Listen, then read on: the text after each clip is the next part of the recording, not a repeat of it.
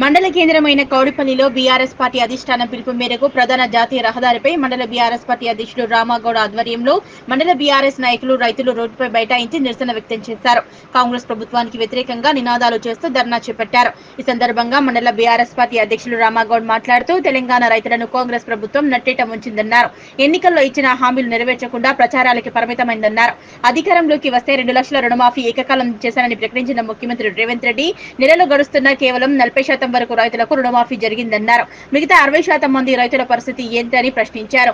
అమలు కాని హామీని ఇచ్చి ప్రజల జీవితాలతో చెలగాటమాడుతున్నారన్నారు. రైతు రుణమాఫీ పూర్తి స్థాయిలో కాకుండా మాజీ మంత్రి హరీష్ రావు రాజీనామా ఎలా చేస్తారని ప్రశ్నించారు. రైతు భరోసా నెలలు గడుస్తున్నా ఏమైందని అన్నారు. 18 సంవత్సరాలు నిండిన మహిళకి 2500 రూపాయలు ఏమయ్యాయన్నారు. పెంచిన పెన్షన్ ఎక్కడా, కళ్యాణ లక్ష్మి తులం బంగారం ఎక్కడా, రైతు బీమా ఎక్కడా, ఇందిరమ్మ ఇల్లు ఎక్కడా, మద్దతు ధర ఎక్కడా అని ప్రశ్నించారు. మహిళలకు ఉచిత బస్సు సౌకర్యమని చెప్పిన ప్రభుత్వం తగినన్ని బస్సులు వేయకపోవడం విడ్డూరమన్నారు. ప్రభుత్వం వెంటనే ఎన్నికల్లో ఇచ్చిన హామీల ప్రకారం హామీలు నెరవేర్చాలని, రైతులందరికీ రుణమాఫీని వెంటనే చేయాలని, లేని పక్షంలో టీఆర్ఎస్ ప్రభుత్వం రైతుల పక్షాన నిలబడి పోరాటాలు చేస్తామని హెచ్చరించారు. కాంగ్రెస్ ప్రభుత్వం ఇచ్చిన హామీలన్నీ నెరవేర్చేదాకా ప్రజల పక్షాన పోరాటాలు చేస్తామని తెలిపారు. ఈ కార్యక్రమంలో మాజీ సిడిసి చైర్మన్ చిలుముల దుర్గారెడ్డి, మాజీ ఎంపీపీ దళావత్ రాజు, మాజీ సర్పంచ్లు అల్మాయిపేట ఎల్లం, మహిపాల్ రెడ్డి, లాక్యా నాయక్, నాయకులు Amar Singh, Sudhakar, Nayakotlingam, Qutbuddin, Mohan, Sanjeev, Shiva, Mehboob, Narahari, Srinivas, Vidyasagar, Akhil, Anil, Shekhar, social media coordinator Sara Pratap Goud, వివిధ గ్రామాల నుంచి తరలివచ్చిన టీఆర్ఎస్ కార్యకర్తలు, నాయకులు తదితరులు పాల్గొన్నారు.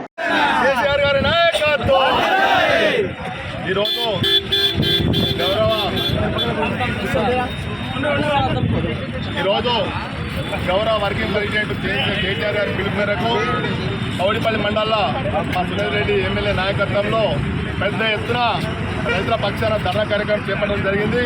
ఎందుకంటే ఈరోజు కాంగ్రెస్ పార్టీ అధికారంలోకి రావడానికి రైతుల మోసం చేసింది కాబట్టి మేమేమంటున్నామంటే ఇచ్చిన వాగ్దానాలే నెరవేర్చాలనే ఉద్దేశంతో అన్ని బ్యాంకుల్లో 18 తర్వాత ఏదైతే రుణాలు చేస్తున్నారో వాళ్ళ ప్రతి బ్యాంకులో చూసినట్టయితే ఈరోజు 35% మాఫీ అయింది, 60% మాఫీ కాలేదు. కాబట్టి ఆ 60% కింద వెంటనే మాఫీ చేస్తే మేము రైతులకు ఏమైతే మేము మీరు ఇచ్చిన వాగ్దానమే అన్నట్టు 15 తారీఖు నాడు ఈరోజు సంపూర్ణంగా అందరికీ రైతులకు మాఫీ ఇస్తామని చెప్పారు. ఏ బ్యాంకులో అయినా ₹1 మీద 30% మాఫీ అయింది. మనము ఈరోజు చూసినట్టయితే కౌడిపల్లి బ్యాంకుల్ని కోఆపరేటివ్ బ్యాంకులో మేము లెక్కల ప్రకారం రికార్డు తీసుకుంటే వాళ్ళు అధికారికంగా ఇవ్వమంటే చేయలేరు. మేము అన్యాయంగా తీసుకుంటే 1156 మందికి శాంక్షన్లు అయ్యేది ఉంటే దాంట్లో 690 మందికి శాంక్షన్ వచ్చింది. అంటే ఇంకా 500 మందికి రాలేదు. అవి ఎందుకు రాలేదు అనేది అడిగితే దానికి కారణాలు లేవు.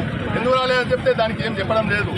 సీఎం రేవంత్ రెడ్డి మేము 100% రుణమాఫీ చేసినాం, హరీష్ రావు రాజీనామా చేయాలంటాడు. ఉత్తమ్ కుమార్ 40% మాఫీ చేయడం, మీదే మాఫీ చేస్తామంటారు. ఇట్లా అన్ని దొంగ మాటలు మాట్లాడుకుంటా కాంగ్రెస్ పార్టీ అధికారంలోకి వచ్చి ఈరోజు రైతుల మోసం చేసింది. రైతులకు రుణమాఫీ చేయలేదు, రైతులకు రైతు బంధు చేయలేదు, రైతులకు రైతు బీమా చేయలేదు. 2500 రూపాయలు చొప్పున ప్లేట్స్కు గ్రామ ఇళ్లలోకి ఇస్తామని చెప్పి 18 సంవత్సరాల దాటలకు వాళ్ళకి 2500 ఇవ్వలే. తర్వాత కేసీఆర్ కిట్ ఇవ్వలేరు.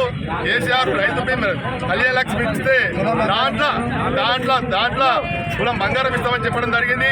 ఆ తులం బంగారం లేదు. 4000 పెంచిన వృద్ధాప్యుల పెంచిన 4000 ఇస్తామన్నారు. ఆ 4000 రూపాయలు కాదు, ఇచ్చే నెలైన కరెక్ట్ చేయక ఇప్పటి వరకు వాళ్ళు 8 నెలల్లో 2000 పెంచి చేయలేరు. ఆ మిగతా 2000 రూపాయలు 4000 రూపాయలు చేయలేరు. అన్ని చూట మాటలు చెప్పి అధికారాలకు వచ్చింది. సరే వచ్చినప్పుడు మీరు వాగ్దానాలు చేసినా కొంత చేయకుండా మీరు ఒక క్రమశిక్షణగా ఓ పద్ధతిగా కొత్త వచ్చిన రాష్ట్రాన్ని ఎలా అభివృద్ధి చేసుకోవాలనే ఆలోచన లేదు. మీరేం మీకు ముట్టుకుంటే కేసీఆర్ అంటే మీకు భయం ఎందుకు రూపాయన? కేసీఆర్ తెలంగాణ రాష్ట్రం తెచ్చిండు.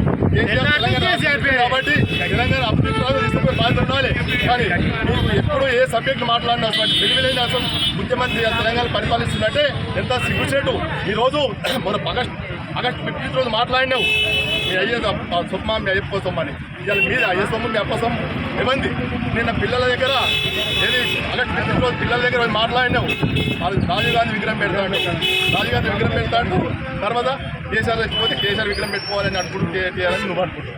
అసలు ఎవరు వస్తాడు, ఎవరు పోతే అర్థం కాదు. అసలు నువ్వు ఇన్ని తిట్లు తింటున్నావు, ఇన్ని మాటలు మాట్లాడుతున్నారంటే నువ్వు సత్యదానికన్నా ఎక్కువ నేను తెలంగాణ ప్రజలు చంపుతున్నారు. ఈరోజు నువ్వు ముఖ్యమంత్రి అయినావంటే అనుకోకుండా కలిసి వచ్చే నడిచి వచ్చి కొట్టినట్టుగా అనుకోకుండా ముఖ్యమంత్రి అయినా కాబట్టి నువ్వు ఆలోచన చేసుకో.